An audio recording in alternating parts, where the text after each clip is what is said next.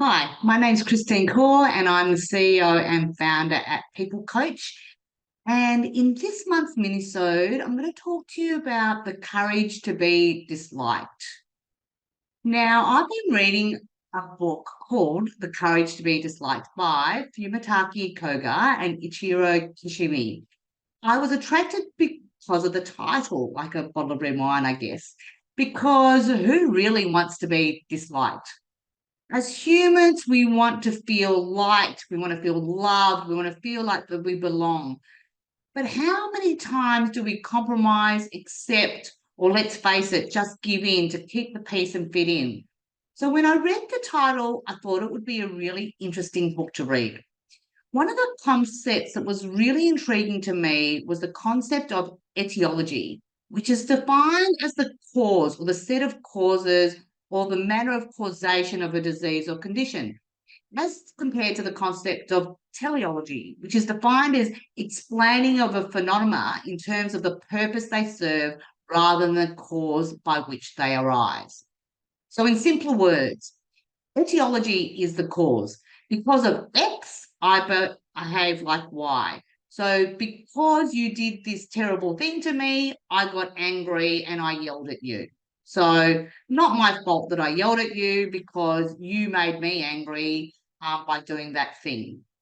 Versus teleology, which surmises that we use X, so the cause, as the reason why we cannot do Y or we can do Y.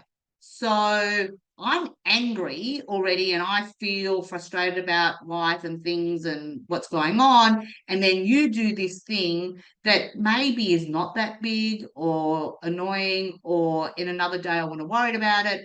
Today I'm going to get angry about it. So the example that they give is that of a budding writer.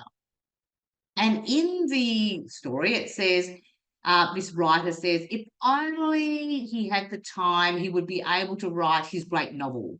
But he can't write the great novel because he doesn't have the time. He has to work, he has to support his family, his kids are sick, his boss isn't very accepting, doesn't allow him to take time off. You know, he's too tired, he's got sick parents, etc., etc., etc. So the reason he can't be a budding writer because he's got, you know, he's a very high integrity person that's got all these things that he has to do to support his family.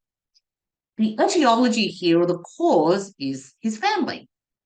Now, teleology, on the other hand, would hypothesize that this writer is using his family and his need to work as the excuse for not starting his book. Because whilst he has this reason to not start writing, he can still dream that he could one day be this great writer and he's got this great writer within him. Whilst he hasn't started, he still has not failed. So, my question to you today um, is to really question yourself and ask yourself, do you live with the philosophy of etiology or teleology? Are your circumstances really dictating your future, or are you allowing your circumstances to become your excuse? After all, the writer, if he really wanted to write, he could find an hour a day, and whilst it might take longer than being a full time job, it would happen.